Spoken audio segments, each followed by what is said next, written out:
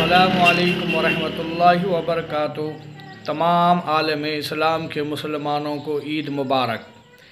ईद के दिन का बेहतरीन वजीफ़ा मैं आपको खानक़ाह चिश्तिया तुर्कमानिया की तरफ से पेश खिदमत है।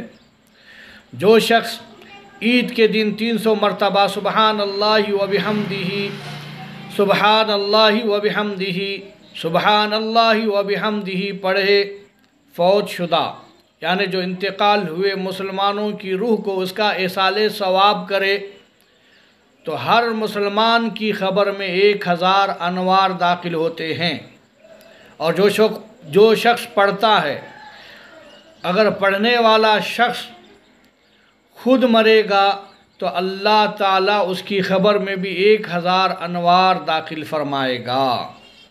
ये वजीफ़ा दोनों ईदों में भी किया जा सकता है, बकरीद की ईद में भी, ईद अल फ़ितर की ईद में भी ये किया जा सकता है।